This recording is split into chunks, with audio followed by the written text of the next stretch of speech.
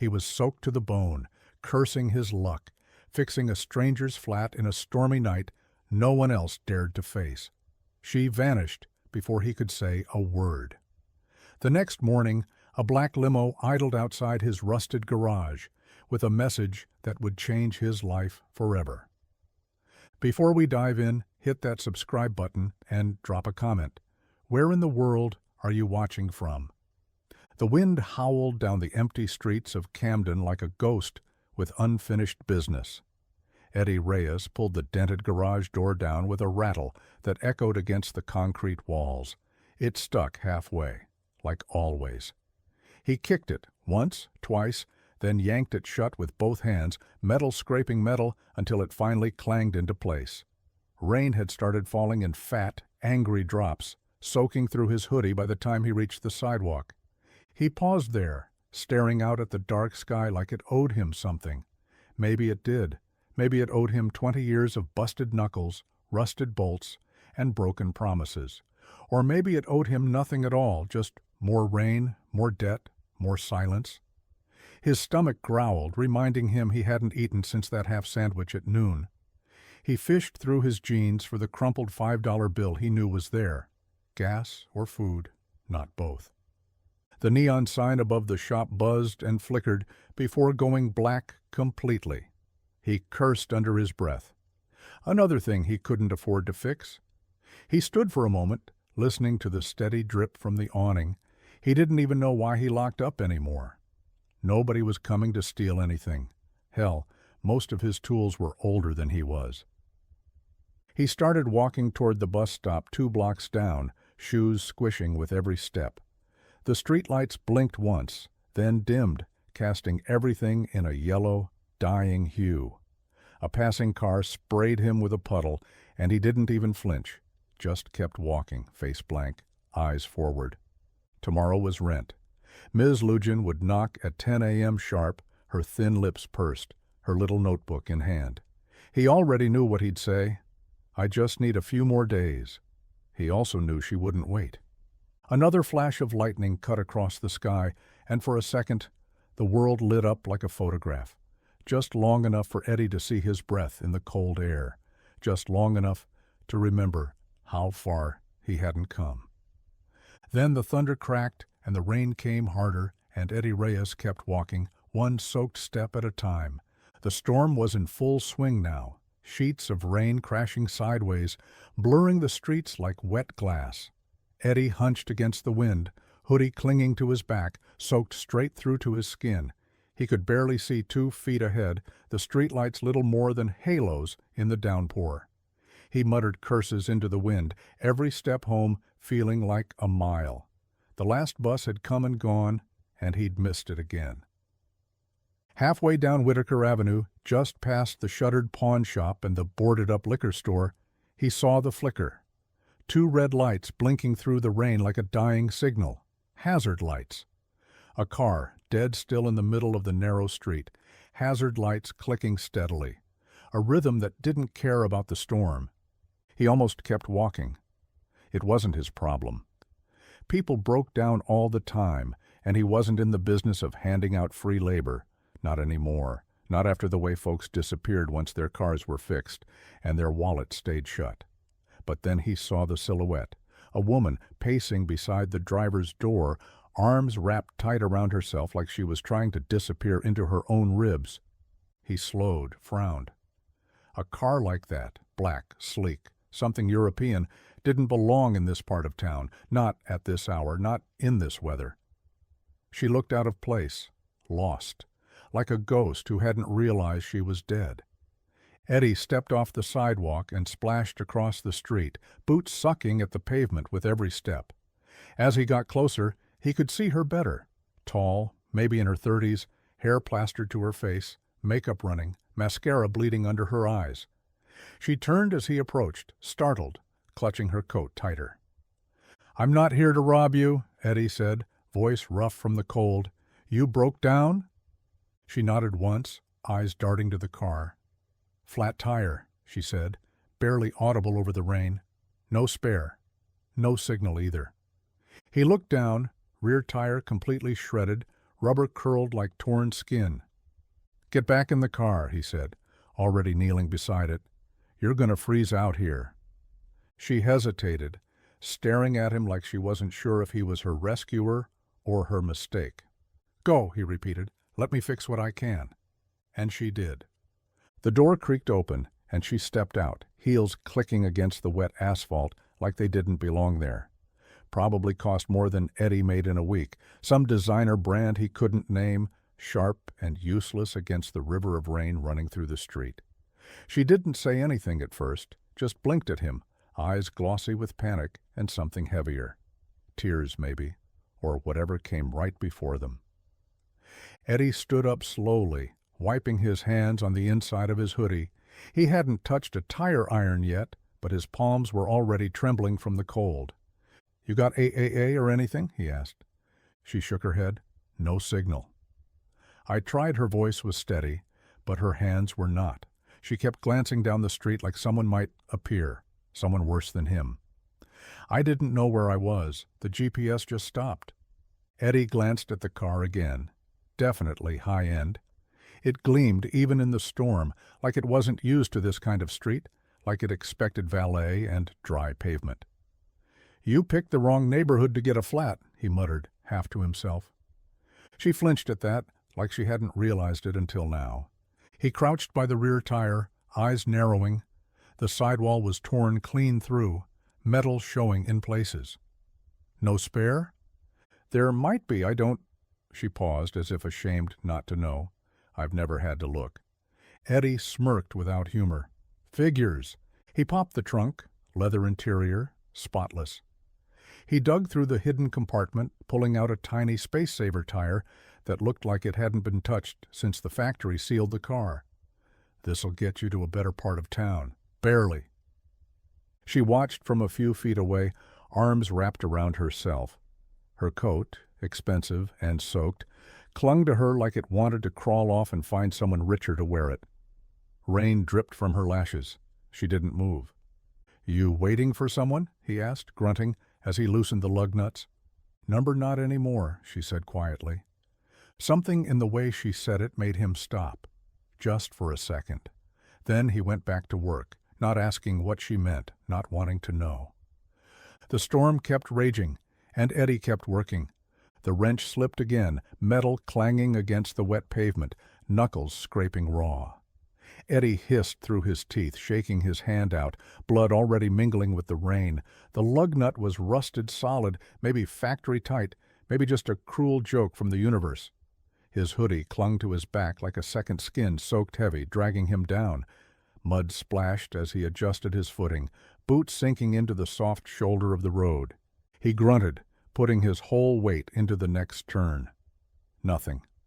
The car didn't budge, neither did the nut. The woman sat inside now, blurred behind the foggy glass. He could see her silhouette through the windshield, arms still crossed, shoulders stiff, probably regretting ever stepping out of whatever marble palace she came from. He didn't blame her. Hell, he wasn't even sure why he'd stopped. Habit, maybe. Pride. Or maybe just the kind of stupid instinct you didn't shake, no matter how many times the world kicked your teeth in. Thunder cracked overhead like a whip. Rain hammered harder, stinging his scalp, dripping into his eyes. He wiped his face on his sleeve, leaving behind a smear of grease and rain. He tried the wrench again, jaw clenched so tight it hurt. This time it gave just a fraction, but it was enough. He cursed under his breath, then tried the next one. His fingers were numb. The tool slipped, the wheel stuck. He should have walked away, left it for someone else. Let the night eat her whole and kept going. But he couldn't. Not when she looked that lost, not when the streets were this dark. He finally pulled the last nut loose and dragged the mangled tire free, tossing it aside like it had insulted him. The spare wobbled as he bolted it in, half size, flimsy looking, but it would have to do. He cranked it into place with slow, aching movements, every muscle in his back screaming. By the time he stood, he was shaking, not just from the cold now, but from something deeper. Exhaustion, maybe. Or the weight of another good deed that would get him nowhere. He banged twice on her window, She rolled it down just enough. "You're good to go," he said, voice flat, "but don't drive far. That tire won't last." She looked at him, rain in her eyes, something she didn't say, hovering on her lips. He didn't wait for it. He just turned, tools in hand, and walked into the storm. The engine turned over on the second try, a low purr that sounded like money. Eddie stepped back, wiping his hands on his jeans, leaving behind streaks of grease and red where his knuckles had split. His breath came in ragged clouds, steam rising off his soaked clothes like smoke from something just barely holding together. The window rolled down halfway, quiet against the roar of the storm. She leaned toward it, the glow from the dash painting her face in flickers, soft but guarded. Her makeup had melted hours ago, and her eyes were rimmed with exhaustion and something like disbelief. "Thank you," she said, voice low, almost drowned out by the wind. "I didn't think anyone would stop." He shrugged, too cold and too tired to pretend it hadn't wrecked him a little. "Yeah, well, not smart to be out here alone. Car like this makes you a target." She looked like she already knew that. Maybe she'd been one before tonight. Maybe she still was. She opened her mouth like she wanted to say more, ask his name, offer something, but the words never came. Just a pause, her lips parting slightly, then closing again. She nodded once. It was all she gave him. Then the window slid back up, sealing her in again like glass was enough to keep the world out. The headlights flared on, cutting through the rain in sharp beams. Eddie took a step back as the car eased forward, tires slick against the wet pavement. No screech, no urgency. Just a clean, silent glide into the dark. He watched the taillights shrink until they were just two red dots swallowed by the night, blinking once before turning a corner and vanishing. He stood there for a long moment, rain soaking into his skin like it had a grudge. No name, no number. Just that quiet thank you hanging in the air, as if it was meant to mean more than it did. Eddie turned, shoulders heavy, tools dragging in one hand, the other tucked into his hoodie pocket, fingers curled tight around nothing at all. And then he walked home. The apartment was colder inside than it was out. A draft snuck through the cracked kitchen window Eddie kept propped open with a broken screwdriver, the glass rattling softly in the wind. The radiator had stopped working sometime last week, coughed once, and then died, like everything else in his life. He didn't bother calling the landlord. No one came out to this end of the building unless the place was on fire. Eddie peeled off his soaked hoodie, water slapping the floor. His shirt clung to him, soaked through with rain and sweat, and something sourer. He shivered hard, jaw clenched, teeth chattering loud enough to echo against the linoleum. His fingers were stiff and raw, the skin split in two places, blood crusting in the creases of his knuckles. The fridge made a low mechanical hum as he opened it, more of a habit than any real hope. There wasn't much. A half-empty bottle of hot sauce, one shriveled lime, and a plastic container with what was left of the chili he made 2 nights ago. He sniffed it. Still edible, probably. He didn't care either way. He heated it in the microwave, standing there in silence while the machine spun and sputtered. His wet socks made soft squishing noises as he shifted from one foot to the other. The warmth of the chili wasn't much, but it hit his stomach like something alive. He sat at the wobbly table, plastic fork in hand, eating slow, watching the steam rise and disappear. The rain hadn't stopped. It hammered the windows like it wanted in. Outside, the city groaned under the weight of it, everything gray and flickering. A forgotten corner of a world that moved too fast and cared too little. He kept seeing her face, pale in the lightning, mascara bleeding like war paint. That thank you in her voice, soft and unfinished. He didn't even know her name, didn't expect to. People like her didn't remember guys like him. Still, he wondered. When the bowl was empty, he rinsed it in the sink with freezing water, left it on the counter to dry. Then he sat in the dark for a long time. The hum of the fridge and the ticking pipes, the only proof the world hadn't stopped. The sun hadn't fully risen yet, just a pale suggestion of light slipping between the clouds, painting everything in dull, wet gray. Eddie stood at the front of the garage, coffee cup in hand, staring out across the lot like he did every morning, hoping something would look different. It never did. Same cracked asphalt, same oil stains, same rusted pickup on blocks that hadn't moved since before Christmas. The storm had passed, but it left the world soaked and miserable. Eddie felt about the same. He took a sip of the bitter coffee, burned, weak, lukewarm, perfect. That's when he saw it. At first it didn't seem real, a black limo, long and smooth as a lie, rolling up the narrow street like it didn't belong anywhere near here. It glided to a stop in front of the garage, engine whisper quiet, windows tinted so dark they looked like ink. For a second, Eddie just stared. No one in Camden drove anything like that. Hell, most of the people around here didn't even have working taillights. The driver stepped out. He was tall, dressed in a charcoal gray suit so sharp it looked surgical. Everything about him was clean, his shoes, his posture, his face. Not a speck of Camden on him. He walked with slow, deliberate steps, one hand holding a thick white envelope sealed with a gold crest Eddie didn't recognize. "You Eddie Reyes?" the man asked, voice clipped but not unkind. Eddie nodded once, unsure if he should be reaching for a wrench or running. The driver handed him the envelope with both hands like it was something sacred. "You're expected," he said. "The car will wait 15 minutes." And then, just like that, the man returned to the driver's seat and sat, engine humming low. Eddie stared at the envelope. The paper felt expensive under his fingertips, smooth and heavy. His name was written in black ink, neat and elegant. He turned it over, saw the seal again, just an embossed H surrounded by leaves. He didn't open it. Not yet. He just stood there, the garage behind him, the limo in front, and the whole world suddenly tilted sideways. Eddie peeled the envelope open slowly, careful not to tear the edge. His fingers were still stiff from the cold, nails stained with oil that no amount of scrubbing could wash out. Inside was a single sheet of thick, cream-colored paper, heavier than it looked, like it was made for people who didn't do things with their hands.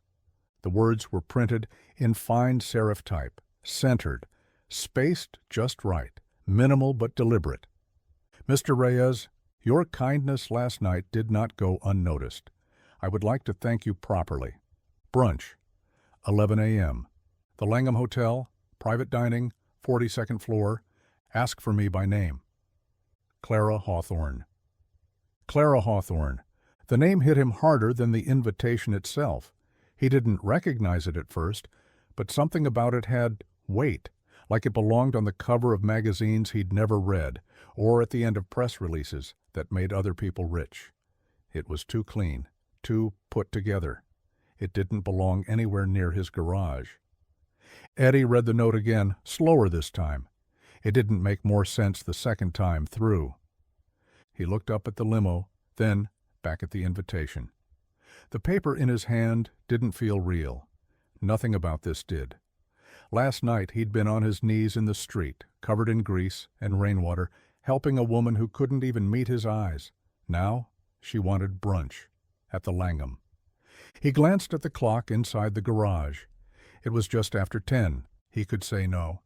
He probably should. Whatever this was, it didn't start with a flat tire and end in a rooftop brunch. People like her didn't ask people like him to the 42nd floor of anywhere. But something in him stirred, something tired of the cold, tired of waiting for life to change on its own.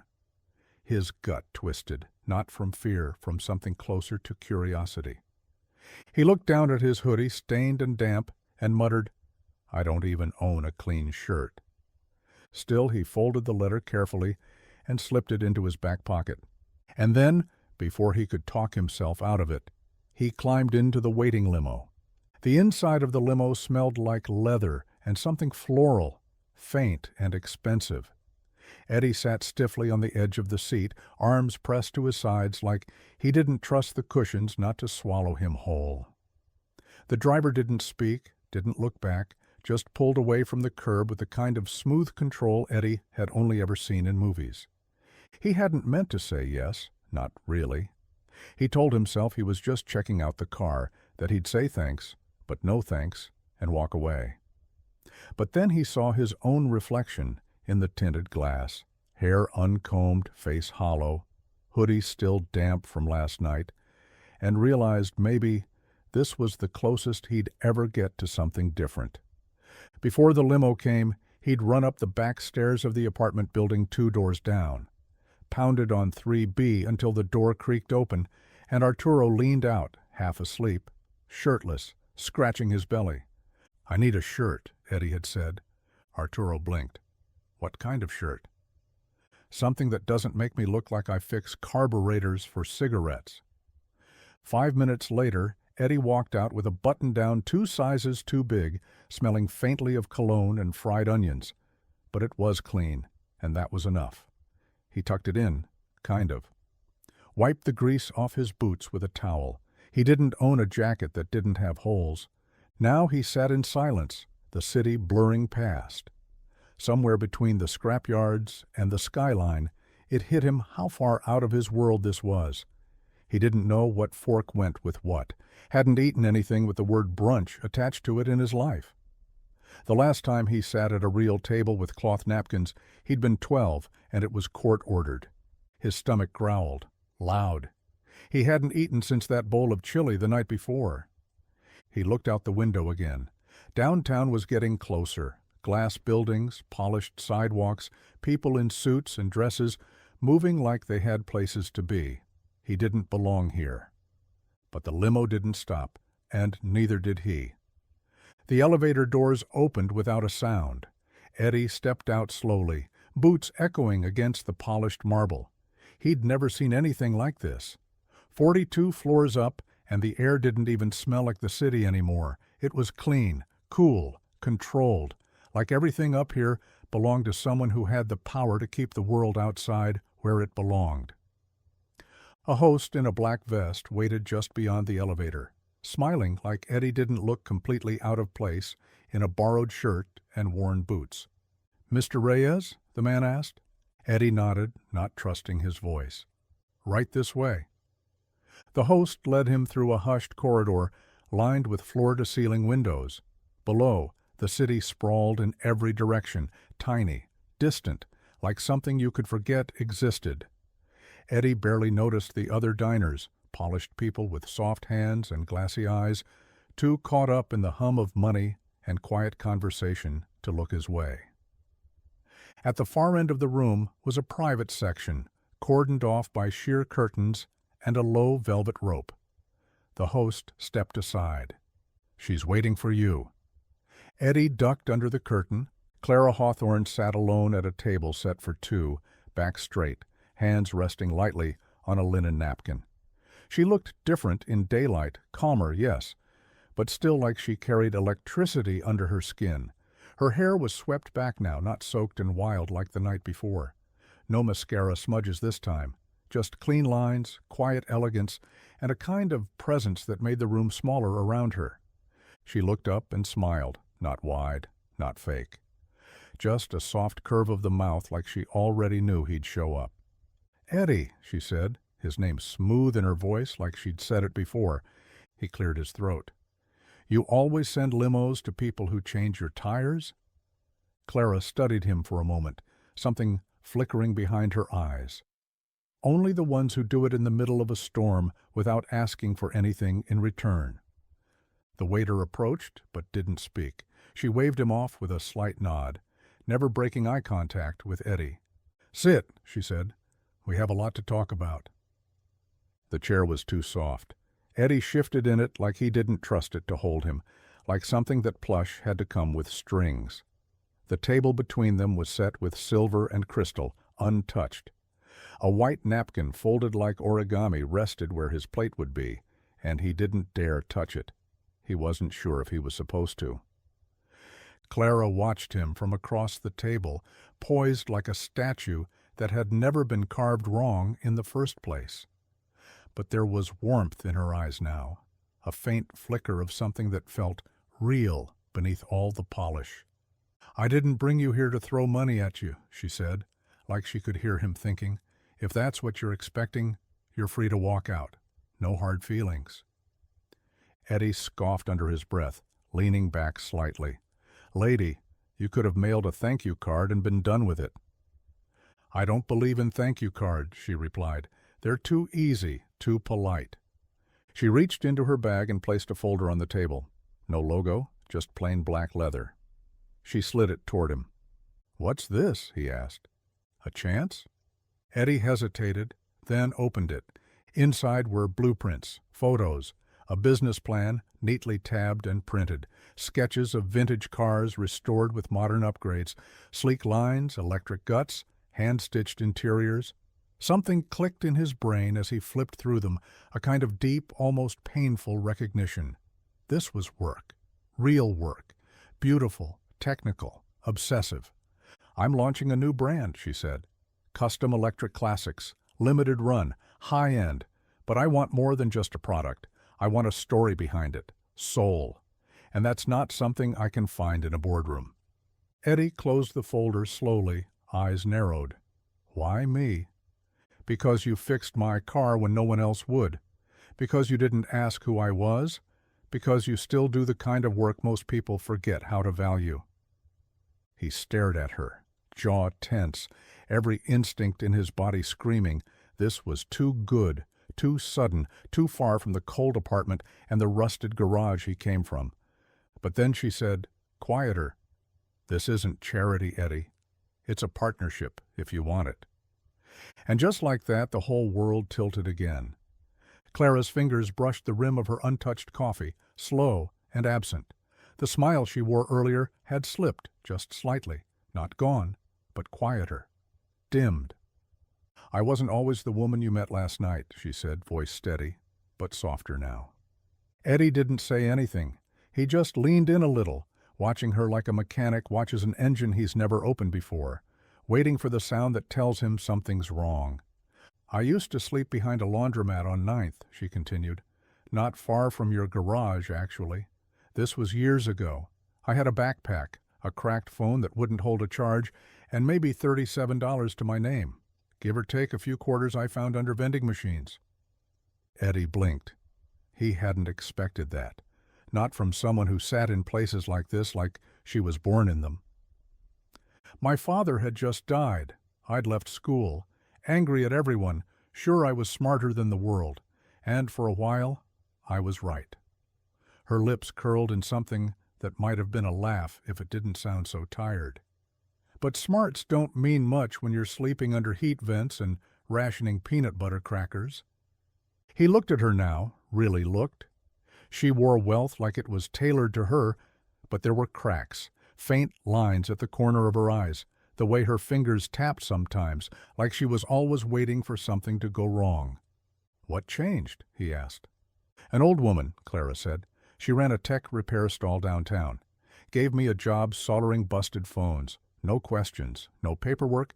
Paid me in cash and sandwiches.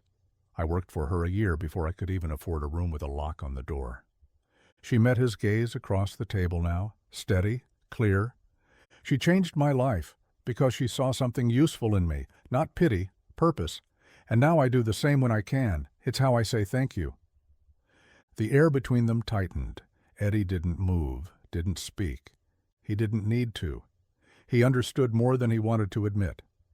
Clara leaned forward now, her elbows resting lightly on the linen-draped table, her posture elegant but grounded. There was no sales pitch in her voice, no buzzword-laced nonsense, just precision. Calm, confident precision. "I'm building something that doesn't exist yet," she said, "not just a product, a legacy." Eddie stared at the folder again, the sketches, the specs, the detailed timelines. Each page looked like something torn from a world he wasn't supposed to touch. Clean, ambitious, bold. It felt like someone had snuck into his head and drawn up the dreams he stopped letting himself have. "You'd be the lead fabricator," Clara continued. "Custom builds, one-off electrics that keep their soul. Old frames, modern engines, your style, your process, my capital. We start with one." One car? Eddie asked, voice rough. She nodded. One car, 1 month. You build it in your garage, your way. I'll send tools, crew if you want it, whatever you need. If it runs, if it sings, we move forward. You get equity, not just a paycheck. Real ownership. He laughed once, dry. Lady, my garage floor's got more holes than the system that put me there. Half my tools are held together with duct tape. I know, she said, unfazed. But the hands that fixed my tire in the dark are the same hands I want rebuilding my brand. You don't need polish, you need a shot.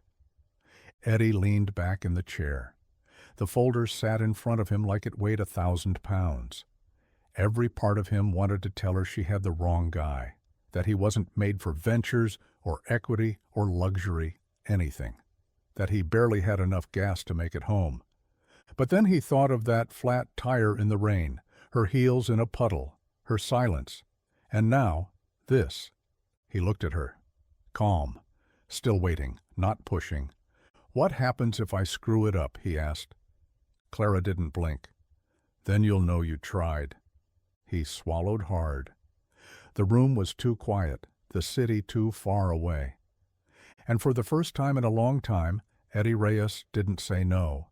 The silence hung between them like a taut wire, humming with the weight of everything unsaid. Clara sat back, hands folded in her lap now, the moment stretched thin and deliberate. One more thing, she said. Eddie raised an eyebrow. Of course there is.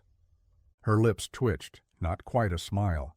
The first car needs to be finished in 30 days, fully built, functional, show ready. He blinked. 30 days? That's not a build, that's a sprint on fire. Clara nodded, unapologetic.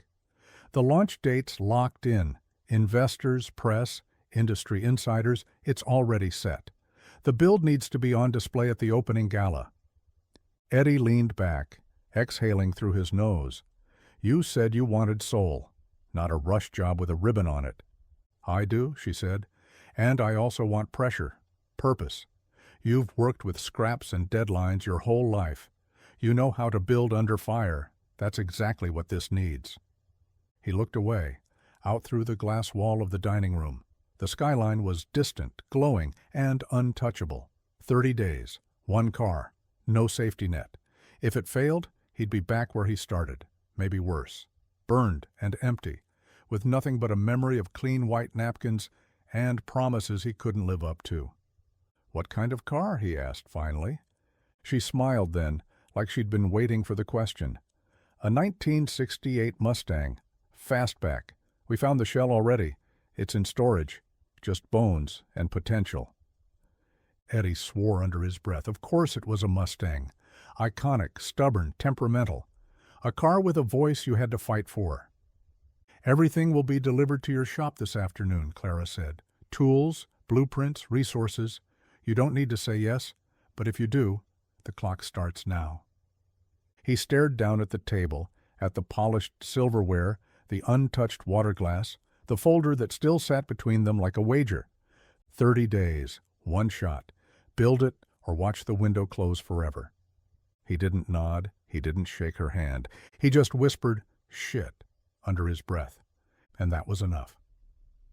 Eddie stood in the middle of his garage like someone had dropped him into a movie set. For a second, he wasn't even sure it was his.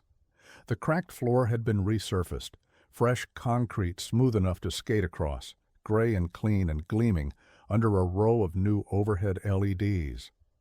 The buzzing fluorescents that used to hum and flicker like dying insects were gone, replaced. Every corner lit up now, no shadows to hide in. The tools were the first thing he really saw, rows of them, perfectly aligned on matte black pegboards. Not the chipped second-hand ones he'd spent years piecing together, but brand-new machines, polished, sharp-edged, powerful. Torque wrenches, diagnostic scanners, hydraulic lifts that didn't groan when you asked them to work. Everything he'd ever dreamed of having but never dared to price out. Because dreaming was dangerous when rent was late. The air smelled different too, not just oil and rust, but something sterile and clean, like possibility. He walked slowly past the workbench, His old stool was still there somehow, still squeaked when he put his hand on it, like a reminder that this was still his place, that they hadn't scrubbed him out along with the grime. In the center of the bay sat the Mustang chassis, black primer, no engine, no guts, just the shell, a ghost waiting to be rebuilt. And next to it, stacked crates, labeled parts, a sealed engine under plastic wrap with a Hawthorne Industries logo stamped on the corner. He let out a low breath, ran his fingers across the hood. Cold metal, smooth. This wasn't a test anymore. It was real. Someone had bet actual money, serious money, that he could pull this off. And worse, she'd done it without asking if he even knew how to live without the struggle, without the noise of broken tools and borrowed time. He looked around again, lights humming above him, the ghost of himself still lingering in the corners. Then he rolled up his sleeves, grabbed a ratchet, and got to work. If the clock had started, then he wasn't going to waste another second. The hum of the overhead lights filled the silence like a quiet accusation. Eddie stood over the stripped Mustang, socket wrench hanging from his hand, sweat beading on his forehead, though the air was cool. The new tools glinted back at him from the walls, clean, untouched, expensive, like they were waiting to be disappointed. He tightened a bolt on the engine mount, heard the satisfying click, and still felt nothing. No spark of confidence, no rush of momentum, just that old gnawing silence inside his chest, whispering what it always did. You're not supposed to be here. He tried to shake it off, moved to the transmission housing, fingers working with practiced rhythm. But the feeling clung to him like oil under his nails, thick, dark, hard to scrub away. These weren't the busted Civics and rust-bitten pickups he was used to. This was precision, craftsmanship, spotlight ready. He wasn't building a car for a neighbor on a budget.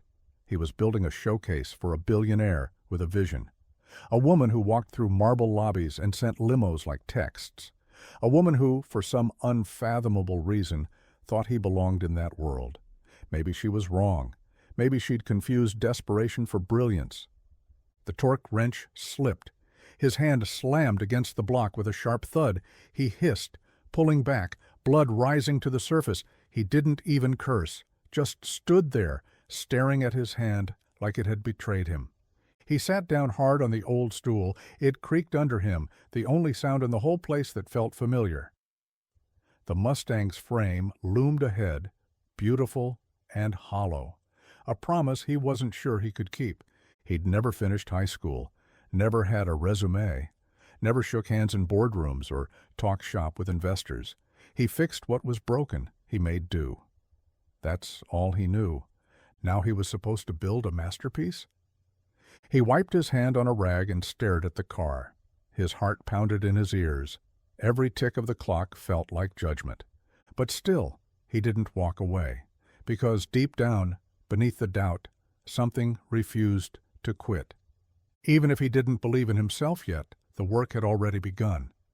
By the end of the first week, word had spread, not because Eddie said anything, he hadn't, but because people noticed. The new garage door gleamed in the sunlight. The hum of power tools spilled into the alley like music. And then there was the car itself, visible through the windows, half-built but already gleaming with promise. Something was happening at Reyes Auto, and Camden was too small a place for secrets like that. They started showing up in ones and twos. First was Javi from the bodega on 9th, pretending he was just dropping off snacks but staying too long, asking too many questions. Then came Ray, an old mechanic Eddie used to work with, who hadn't stopped by in over a year. "Looks like you finally hit a lottery ticket," Ray said, eyeing the lift like it had fallen from the heavens. Eddie didn't answer, just kept working, sweat dripping from his brow, wrench in hand. By the third day, Arturo came by in his house slippers, leaned on the garage door like he owned it. "People say Hawthorne's funding this?" he asked. "That Hawthorne?" Eddie gave a tight nod. "That's the deal."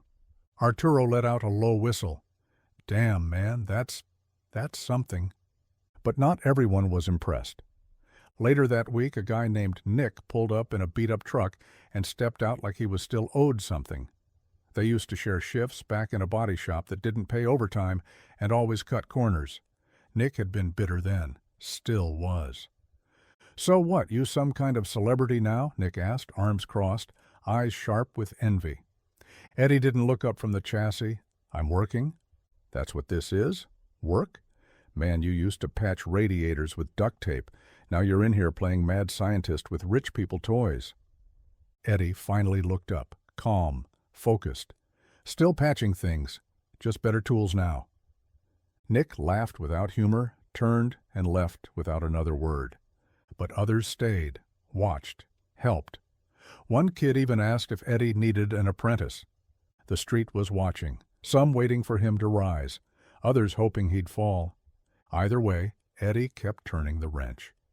Clara started showing up at odd hours, never unannounced, always with a text or a driver giving a heads up, but never predictable either.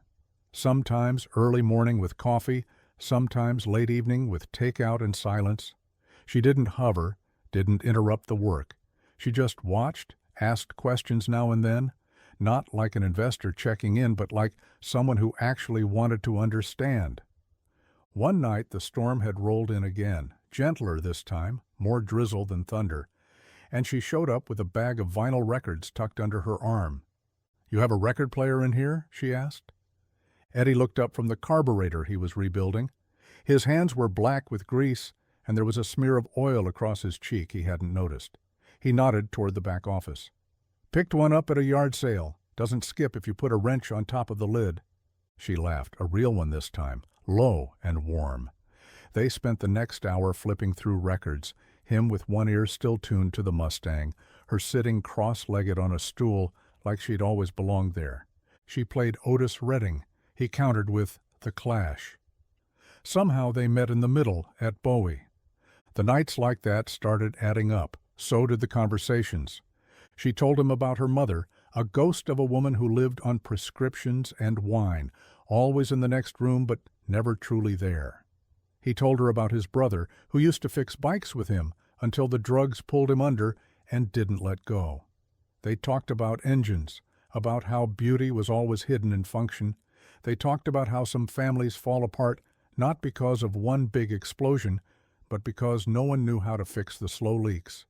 One night she stayed past midnight, and they shared a thermos of burnt coffee while watching the taillights of a city that never cared about either of them. Until now. Clara didn't ask for progress reports. She asked how the build felt. And Eddie, for the first time in a long time, started answering honestly. Not because he had to, because he wanted to. It was a Friday night when Eddie noticed something off.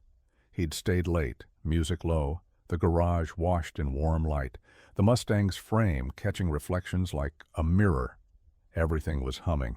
He'd just installed the custom steering rack, torque levels were spot on, and the finish on the carbon fiber hood had finally cured just right. Then he heard it, a sound he hadn't made.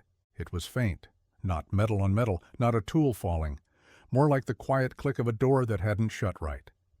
He walked to the side entrance, heart beating a little faster now. The door was closed, but not latched, locked every night, always. Eddie pushed it open slowly, stepped into the alley. Nothing. The night was still, but something prickled at the base of his neck. A feeling he hadn't had in years, back when tools went missing from shared shops and jobs, got underbid by snakes who smiled too easy. He went back inside, checked everything. At first glance, nothing seemed touched. But when he got to the Mustang's undercarriage, crouched low, flashlight in hand, he froze. The wiring on the battery lines was cut, clean and deliberate, not torn, not an accident. His stomach dropped. And next to the rear wheel well, a small pile of metal shavings that hadn't been there yesterday. He followed the trail with his eyes, straight to the brake line. Somebody had started to file it down, slow enough not to draw attention, careful enough to make it look like wear. It wouldn't fail immediately, but when it did, it'd be catastrophic. Eddie stood slowly, breath coming hard. His fists clenched before he even realized it. Only one name came to mind. Nick. Same lazy swagger, same bitter streak, still working in that dusty shop across town, still resentful of anything that looked like progress. The deadline was less than 2 weeks out. He didn't have time for this. Didn't have time to rage or call in favors. Every second mattered now. He resecured the wiring, replaced the brake line, stayed until sunrise checking every inch of the build. There was no room for failure, not now. Not when the world was finally watching. The garage smelled like burnt metal and adrenaline. Eddie paced across the floor, grease-streaked and sweating, jaw clenched so tight it hurt. The Mustang sat in the middle of it all, silent, gleaming, and gutted, like it had swallowed all his hours, all his pride, and still wasn't enough. Clara stood near the open bay door, hands by her sides, calm in a way that made him angrier. She always looked composed, untouchable, but tonight he needed her to break too. "They got into my shop," Eddie snapped, "cut the brake lines, hacked the wiring. You think that happens by accident?" Her eyes narrowed slightly. "No, I don't." He turned, pointed a stained finger at her. "Then how the hell do you explain it? You bring cameras, investors, new tools, and then suddenly people know when I'm not here? That door doesn't stay open unless someone wants it open." "You think I planned this?" she asked, voice colder now. Eddie barked a laugh, sharp and bitter. "You needed a story, didn't you? Some rags-to-riches miracle for your launch? Poor guy from Camden makes good. But if I crash and burn, it's a better headline." Clara stepped forward, jaw tightening. "You think I dragged you into this just to watch you fail?" "I think I was just a good narrative," he shouted, fists clenched. "Something shiny for your investors to clap at while you pretend you're saving people?" The words echoed, too loud, too much. She stared at him, silent for a moment, hurt creeping in behind her eyes, slow and real. "I believed in you, Eddie, before anyone else did." "Yeah?" he said, voice cracking. "Well, now I don't even believe in me." Something in her broke, but she didn't let it show. She just nodded once, like something final had been decided. "Then maybe we're done here," she said softly. She turned and walked out without another word, heels clicking like gunshots against the floor. The bay door rolled shut behind her, and for the first time in weeks, the garage felt like it used to, empty, echoing, cold. And Eddie just stood there, breathing hard, alone with the mess he'd made. It was nearly midnight when Eddie found the letter. He wasn't looking for it. He'd been digging through the Mustang's glove box for a small fuse he thought he'd misplaced. Hands still trembling from hours of work, brain too tired to think straight. The shop was silent except for the occasional groan of metal cooling and the low hum of the overhead lights. The envelope was tucked behind the manual, folded flat, no name on the outside. Just cream-colored paper, edges crisp, untouched by time or dust. He stared at it for a long second, heart pounding like it knew what was inside. When he opened it, her handwriting hit him first, precise, sharp, but with a subtle curve to the letters. It felt like her voice. Eddie Dash. "If you're reading this, you've probably already convinced yourself I don't care, that I used you, that this whole thing was some rich woman's experiment. I get it. I think the same thing if I were in your boots. But that's not the truth, not even close. I didn't find you by accident. After that night, the rain, the tire, I did what I was trained to do. I looked you up. I found the shop, the name, the old news stories about your brother, the bankruptcy filings, the code violations you still managed to work through. I read every one of them. And still, I wanted to know what made you stop. In the middle of a storm, when you had nothing to gain, it wasn't just the way you fixed the car. It was the way you looked at the problem, like it wasn't going to beat you, even though you were freezing, soaked, and probably late getting home. That's the guy I believed in. Not because of where you've been, but because of who you are when it's just you and the broken thing in front of you. You make things whole, Eddie. Not everyone can. Not everyone wants to. If you're done with me, I'll respect that, but don't be done with the work. Not yet." "Clara."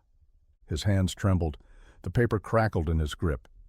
He leaned back in the Mustang's seat and exhaled slowly, like maybe he could finally breathe again. The shop was dead quiet, except for the low whir of a polishing tool in Eddie's grip and the steady rhythm of his breathing. Outside, the city pulsed on like nothing had happened, like no cars had been sabotaged, no shouting matches had cracked open something fragile. But inside the garage, it was just him and the Mustang. And for the first time since Clara left, the silence didn't feel hollow. It felt earned. The letter still sat on the workbench, edges curled slightly where he'd held it too tight. He hadn't reread it, didn't need to. Every word was burned into his ribs now. He didn't call her, didn't text, didn't ask her to come back, but he kept working, because she was right, he wasn't done. He tore the car down again piece by piece, rechecked every wire, every hose, every bolt that had ever passed through someone else's hands. He didn't trust anything he hadn't laid eyes on himself. The sabotage had shaken him, but the fear didn't control him anymore, not now. His fingers blistered from late nights, palms calloused from torquing the same bolts 3 times over. He'd sleep for 2 hours in the back office with the light still on, engine oil under his fingernails, dreams full of blueprints and throttle curves. Then he'd get up and start again. The new custom steering column arrived in a crate the size of a coffin. He opened it alone, installed it with hands steadier than they had any right to be. When the new engine block came, he lifted it himself inch by inch onto the cradle, jaw clenched, back burning, breath ragged, no crew, no help. He rewrapped the wiring harness by hand, rethreaded the brake lines, sanded and painted the hood in the dead of night with nothing but a heat lamp and a fan humming like a heartbeat behind him. He talked to the car sometimes, not loud, not out of madness, just the way you talk to something you're trying to resurrect, like a prayer in grease and grit. And when the engine finally turned over just once, clean and low like a promise, Eddie didn't cheer. He just nodded and got back to work. The lights in the expo hall were blinding, not warm like sunlight, but sterile and sharp, designed to show off glass and chrome, to make everything glitter whether it deserved to or not. Rows of tech startups and luxury brands lined the walls like they were competing for oxygen. Waiters moved like ghosts with champagne trays. Investors in tailored suits murmured into phones or nodded at names that could move millions with a word. And in the middle of it all, under a silk cover on a polished platform, sat Eddie's car. He stood off to the side, near one of the service entrances, hands jammed into the pockets of a borrowed blazer that didn't quite fit right across the shoulders. His boots were scuffed. He hadn't shaved. A security guy had almost turned him away until Clara showed up and said simply, "He's the reason we're here." She hadn't said more than that. No apology. No awkward recap of the fight. Just those 7 words, and then she disappeared into a crowd of flashing cameras. The room pulsed with anticipation. Eddie's stomach twisted. His hands itched like they did right before a big job, when the margin of error was razor thin and every eye in the shop was waiting to see if you'd screw it up. A spotlight flared on. Clara stepped up to the mic, graceful as ever, dressed in a tailored white suit that made her look like a general preparing for war. "This isn't just a car," she said. "It's proof of what happens when forgotten hands are given the tools to remember what they're capable of." The cover dropped. Gasps rippled through the room. There it was, glossy black, chrome trim shining like a blade. The 1968 Mustang Fastback, reborn, sleek lines, low stance, clean electric hum ready to purr at the touch of a pedal. But it still looked like what it was, a machine built by someone who loved the grit of it. People surged forward, murmuring, taking photos. Cameras clicked like rain on a metal roof. Eddie didn't move, didn't smile. But he felt something shift deep in his chest, like maybe, just maybe, this was where he belonged. The first time the engine roared, it cut through the noise like a thunderclap, clean, deep, not loud for the sake of it, but commanding. It wasn't the angry snarl of a gas guzzler, or the sterile hum of some showroom EV. It was a voice, alive, sharp, controlled, like the car knew it had something to prove.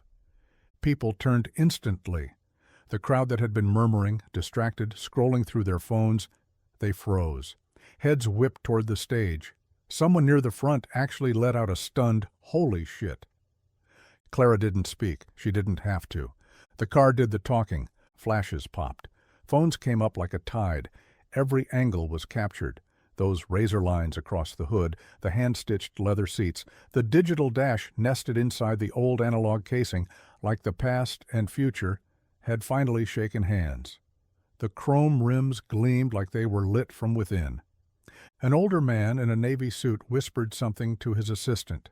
Eddie didn't hear it, but the nod and the phone call that followed told him everything he needed to know. People weren't just impressed, they were buying in. Still, Eddie didn't move. He stood halfway behind one of the curtain pillars, shoulders hunched like he was expecting someone to tap him on the shoulder and say this whole thing had been a mistake, that the applause wasn't for him, that someone else had built that car, someone with a clean record, a proper degree, hands that hadn't been cracked and bruised and doubted his entire life. Then he heard it, real applause, not polite, not staged, clapping, cheering. Clara looked over, and for a second, their eyes met through the chaos. She gave him the smallest nod, nothing performative, just quiet confirmation, "You did this." Eddie's throat tightened. He stepped forward just enough that the light caught the side of his face. A couple people turned. One woman clapped louder, but Eddie didn't wave, didn't speak. He just looked at the car, and for the first time, he let himself feel it. Not disbelief, but pride. The lights dimmed slightly as the last of the engine's hum faded, but the buzz in the room only grew louder. Eddie stood frozen beside the stage, half in shadow, the Mustang gleaming under the spotlight like a crown jewel pulled from the ruins. Camera crews moved like sharks, circling the car, people talking over each other, all trying to claim a piece of the moment.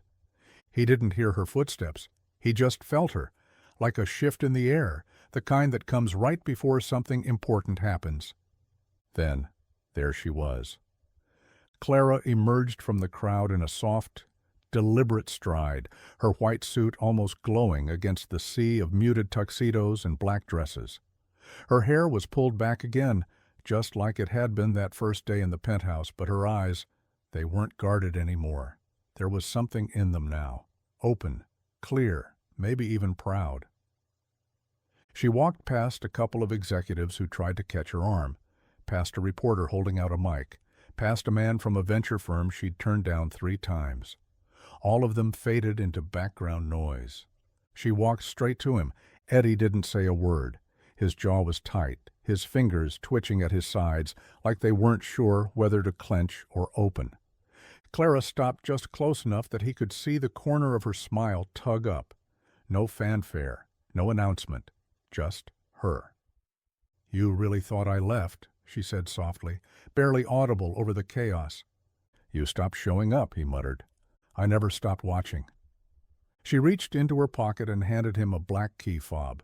The Mustang's emblem was etched in silver across the front. "It's yours," she said. "You built it.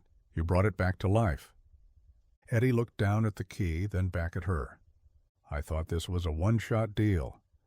"It was," she said, eyes locked on his, "and you hit it dead center."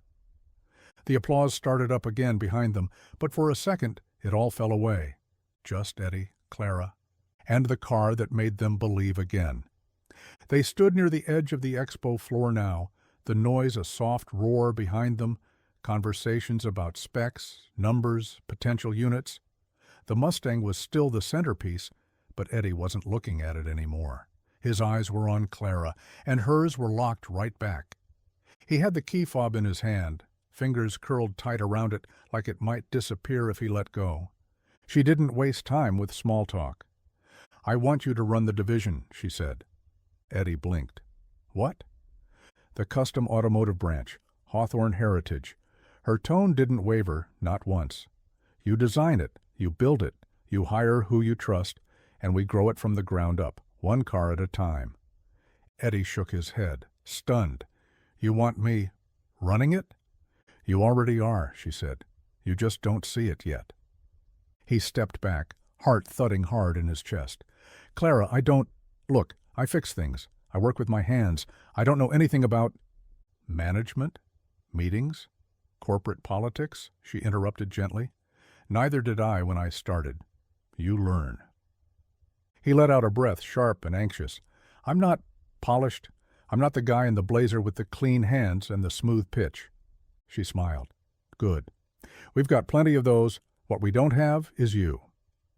Eddie looked past her for a second, toward the crowd circling his car, toward people asking questions about horsepower and build quality and custom options like he was some kind of authority, like he was someone. "I don't want to wear a suit," he muttered. "You won't have to."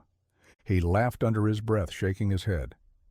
This wasn't supposed to happen. But it did. She held out her hand, not a contract, not a piece of paper, just her hand, no pressure, just possibility. And Eddie, grease under his nails, and disbelief still settling in his chest, slowly reached out and took it. Maybe it was time to stop fixing other people's broken things. Maybe it was time to build something of his own. The garage looked almost the same from the outside, same brick, same old rusted sign that read Reyes Auto, though now it had a sleeker metal plate beneath it, smaller, cleaner, a division of Hawthorne heritage. Eddie had insisted they leave the original sign alone. He said it had character. Truth was, it reminded him of the days when the only thing he owned was a socket wrench and a stubborn streak. Inside, though, everything had changed. The lifts were new, the floors spotless. The back office had been expanded into a conference room with a glass wall, but the toolboxes, his old red ones, still sat by the main bay door. Refurbished, not replaced. He didn't believe in scrapping what still had use. Eddie walked the floor in work boots and a tailored blazer he swore he'd only wear once a week. His hands were still rough, though cleaner now. He liked the feel of oil on his skin, but today was paperwork, not engine blocks. Arturo was the first to join, cracking jokes as he unpacked crates of custom parts like he was born for it. Javi left the bodega part-time to handle shop logistics. No one knew numbers better than a guy who ran a corner store during inflation. Even Ray came back, a little slower now, but with the same sharp instincts when it came to brake systems. People started dropping resumes off like they were auditioning for something bigger than a paycheck. Some were fresh out of trade school, some were just looking for a second chance. Eddie made time for each one. The neighborhood changed with the garage. Kids who used to treat the place like a shortcut started hanging around just to watch. Eddie built a little tool bench in the back corner, smaller wrenches, rubber mallets, stripped-down parts for anyone curious enough to learn. He wasn't just building cars now. He was building something else entirely. And some days, when the sun hit the windows just right and the hum of the shop filled the air like music, Eddie Reyes stood at the center of it all, not as a mechanic, but as a man who finally knew what it meant to lead. The rain came down hard, thick and relentless, washing the city in silver and shadow. It tapped against the blacked-out windows of the limo like impatient fingers. Inside, Eddie sat in the back seat, blazer slung over his shoulder, sleeves rolled to his elbows. His phone buzzed beside him. Another meeting, another investor dinner he wasn't late for, but wasn't eager to attend either. He looked out the window, tired but wired in that strange way success tends to feel. Like you're moving faster than your own life, trying to catch up to what you've become. Then he saw her. Just a figure at first. A car pulled over on the shoulder, hazard lights blinking into the downpour like a distress signal. A woman standing beside it, soaked through, trying to shield her phone with her coat. It wasn't working. Not the coat, not the phone, not her attempt to stay calm. "Pull over," Eddie said. The driver looked back in the mirror. "Sir? Pull. Over." The limo slowed, tires gliding across the wet asphalt with practiced grace. Eddie was already reaching for the umbrella in the door pocket, but halfway out he left it behind. He stepped into the rain like he didn't care anymore, that it soaked through his shirt in seconds. The woman turned when she heard his boots splash beside her. She was young, nervous. One of her heels was broken, makeup smeared under her eyes. Her car was newer, sure, but the panic on her face was old, familiar. "Flat?" Eddie asked. She blinked at him. "Yeah, I can't get the jack to work and my phone's—" "It's all right," he said, already crouching down. "I've got it." She hesitated. "Why are you helping me?" He gave her a small, crooked smile as he popped the trunk on her car and reached for the spare. "Because once, someone didn't drive past me either." The rain poured down, washing the road clean, and Eddie Reyes, once a man stuck in the storm, went to work again, quiet and sure.